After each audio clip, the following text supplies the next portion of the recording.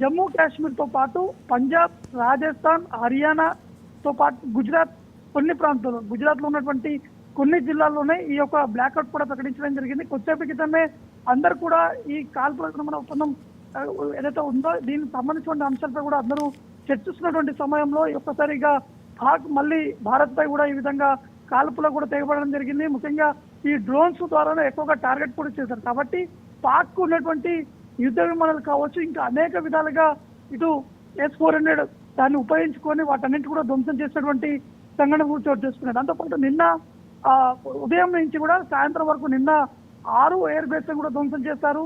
ఈ రోజు ఉదయం 2 ఎయిర్ బేస్ కూడా పాక్ సంబంధించినటువంటి 2 ఎయిర్ బేస్ కూడా భారత సైన్యం కూడా వారు ధ్వంసం కూడా చేసినటువంటి సందర్భాలు నెలకొన్నాయి. కాబట్టి ఖచ్చితంగా మళ్ళీ ఇటు భారత్ పై పాక్ ఈ విధంగా వ్యవహరిస్తుంది కాబట్టి ఖచ్చితంగా వారికి ధీటైనటువంటి సమాధానం కూడా చెప్పేటువంటి అవకాశాలు మాత్రం స్పష్టంగా కనిపిస్తున్నాయి. మరోవైపు ఇటు సరిహద్దులో ఉన్నటువంటి ప్రాంతాలకు సంబంధించినటువంటి అందరూ కూడా అప్రమత్తంగా ఉండాలి.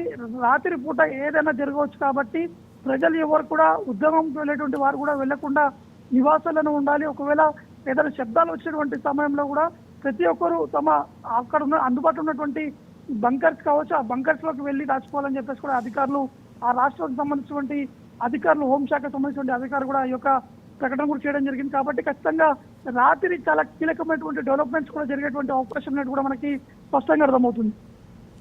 నవీన్, సీజ్ ఫైర్ అంటూనే ఓ పక్కన కాల్పుల ఉల్లంఘనకు పాక్ పాల్పడింది. మరి దీనిపై భారత ప్రభుత్వం ఎటువంటి చర్యలు తీసుకునే అవకాశం ఉంది? ఈ మీటింగ్ లో ఇప్పుడు ఏంటి పీఎం మోదీ నిర్వహిస్తున్న ఈ మీటింగ్ లో ఎవరెవరు పాల్గొంటున్నారు?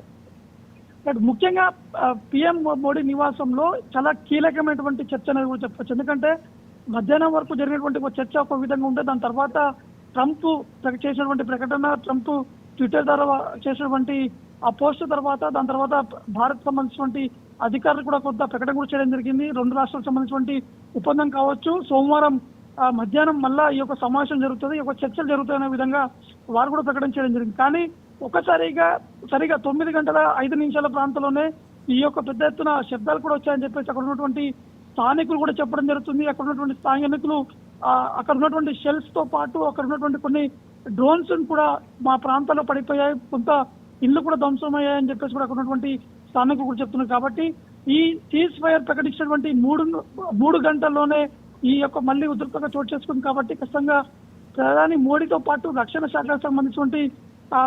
శాఖకు సంబంధించిన మంత్రులతో పాటు అక్కడ ఉన్నటువంటి అధికారులు కూడా పూర్తి స్థాయిలో కూడా వీరందరూ కొంత హైలైట్ కూడా ప్రకటించినటువంటి పరిస్థితులు నెలకొన్నాయి. కాబట్టి ఎట్టి పరిస్థితుల్లో మాత్రం ఇటు ఒకవైపు జమ్మూ కాశ్మీర్ లో ఉన్నటువంటి భారీ పేలులతో పాటు ఉధంపూర్ లో పూర్తి స్థాయిలో కూడా బ్లాక్అవుట్ కూడా ప్రకటించడం జరిగింది. దాంతోపాటు ఎన్ఓసి ప్రాంతాల్లో కూడా అక్కడ ఇంకా ఫైరింగ్ కూడా కొనసాగుతుంది. కాబట్టి ఖచ్చితంగా రాత్రి వరకు కూడా చాలా కీలకమైనటువంటి డెవలప్మెంట్ తో పాటు ఖచ్చితంగా పెద్ద ఎత్తున ప్రకటన అనేది కూడా ఉండేటువంటి అవకాశం కూడా కనిపిస్తుంది. దాంతోపాటు ఇప్పుడు జరిగినటువంటి ఈ కాల్పుల్లో మాత్రం భారత్ చెందినటువంటి బిఎస్ఎఫ్ ఇన్స్పెక్టర్ కూడా మృతి చెందినది కూడా మనకి ఇప్పుడే సమాచారం అందుతుంది.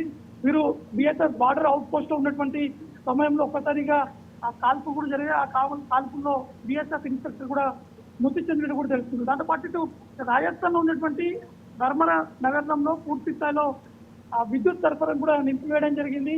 అక్కడ పూర్తి స్థాయిలో బ్లాక్అవుట్ కూడా అధికారులు కూడా ప్రకటించడం జరిగింది. కాబట్టి మొత్తానికి ఎట్టి పరిస్థితుల్లో మాత్రం సరిహద్దులో జరుగుతున్నటువంటి ఈ కాల్పులకు సంబంధించిన విషయంలో భారత్ చాలా సీరియస్ గా కూడా తీసుకోవడం జరిగింది. అంటే మొదటిగా ఇరు దేశాలకు సంబంధించినటువంటి ఒప్పందాలపైనే చాలా మంది నెటిజన్స్ కూడా తీవ్ర స్థాయిలో విమర్శలు కూడా వ్యక్తం చేస్తారు. ఎందుకు ఈ విధంగా బ్యాక్ స్టెప్ తీసుకున్నారు, అసలు దీనికి కారణం ఏంటిదనే విధంగా కూడా ఇటు చాలా మంది భారతీయులు కూడా ఖచ్చితంగా పాకిస్తాన్ ని బుద్ధి చెప్పేటువంటి విధంగా ముందుకు వెళ్ళాలని చెప్పి కోరాం. కానీ ఈ విధంగా సడన్గా ఎందుకు ఈ విధంగా అడుగేశారనే అంశాలపై కూడా సోషల్ మీడియాలో అనేక పోస్టులు కూడా రావడం జరిగింది. ఆ లోపే ఈ విధంగా ఈ ఫైరింగ్ జరగడంతో మాత్రం చాలా సీరియస్ గా ఉండడం కూడా స్పష్టంగా అర్థమవుతుంది. Right Naveen, thank you.